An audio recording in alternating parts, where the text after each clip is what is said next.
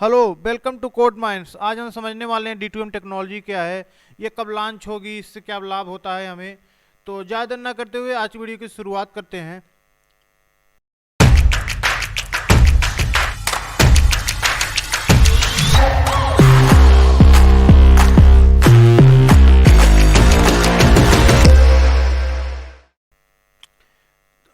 तो पिछले साल आपने कई सारे आर्टिकल्स देखे होंगे कि सरकार जो है D2M टेक्नोलॉजी पे काम कर रही है।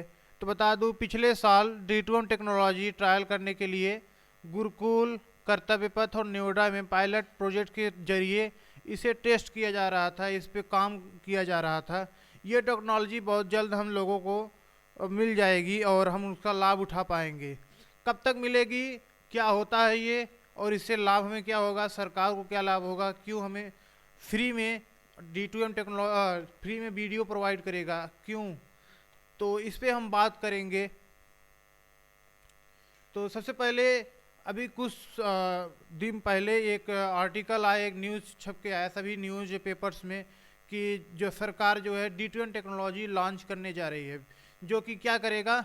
ये आप जानते ही हैं पहले से कि एक साल पहले एक बार न्यूज़ फिर से आई थी कि बिना सिम या सिम कार्ड के या इंटरनेट के हम वीडियोज़ देख पाएंगे।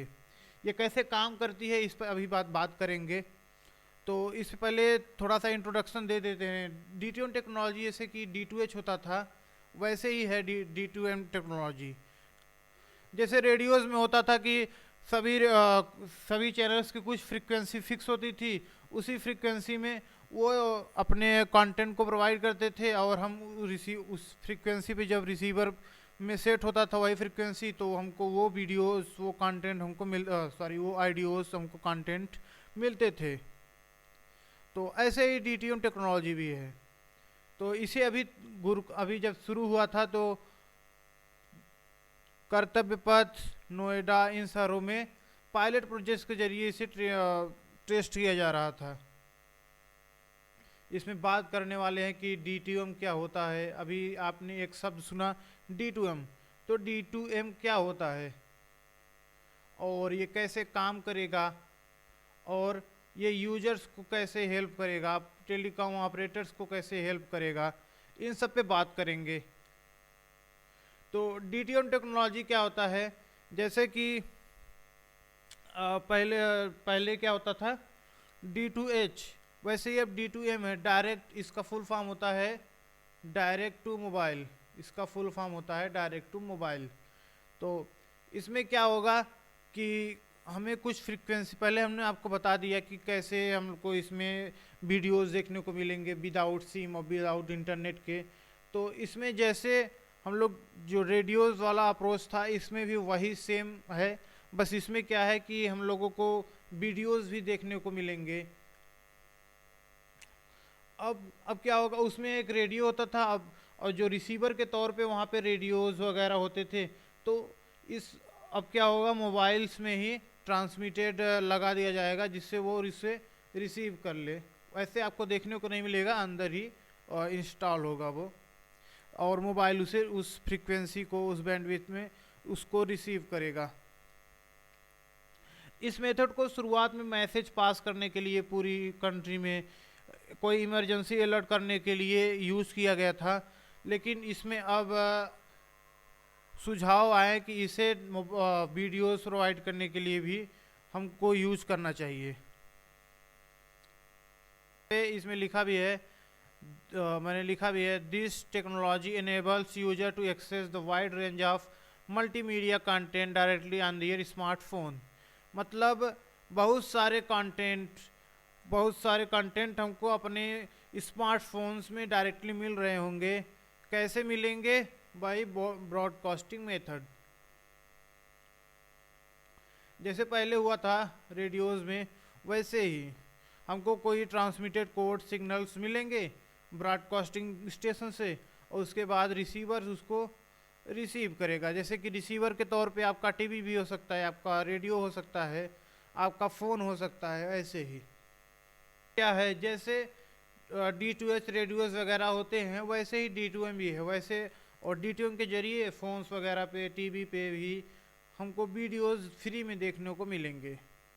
अब ये कैसे काम करेगा, ये कैसे काम करेगा आपको बता दे रहे हैं। जैसे कि एफएम रेडियोस क्या होते थे, वो हमको किसी एक स्टेशन से एक फिक्स फ्रीक्वेंसी या बैंडविड्थ में अपने कंटेंट को भेजते थे और हम उसे एफएम रेडियोस के जरिए उस फ्रीक्वेंसीज को रिसीव करते थे।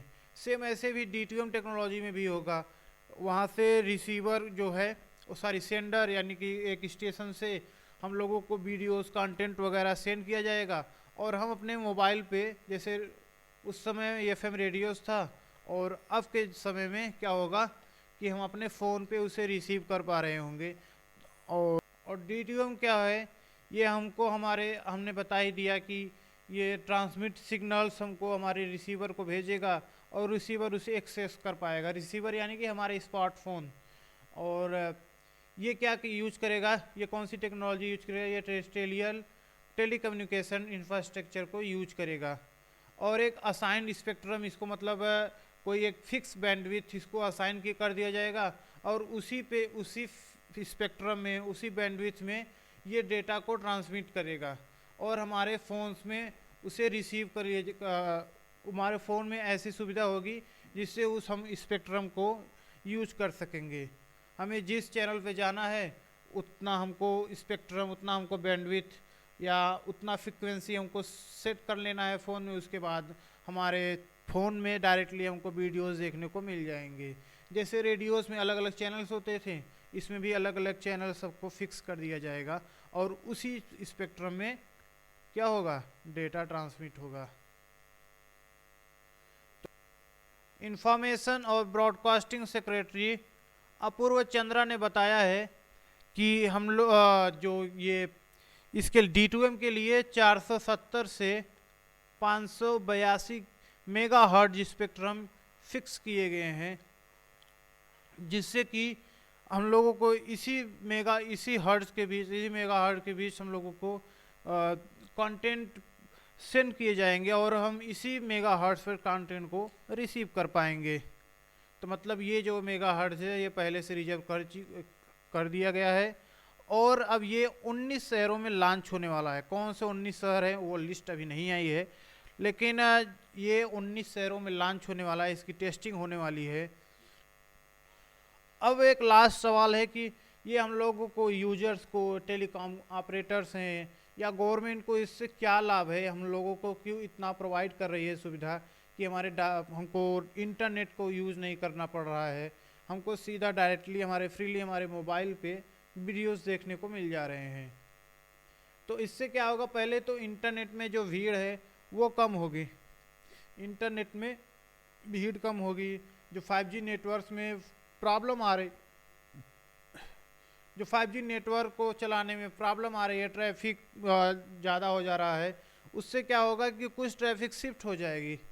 कितनी ट्रैफिक शिफ्ट होगी, 25 से 30%। और हमारा जो ये नेटवर्क है, इंटरनेट है, और ज़्यादा फास्ट हो जाएगा।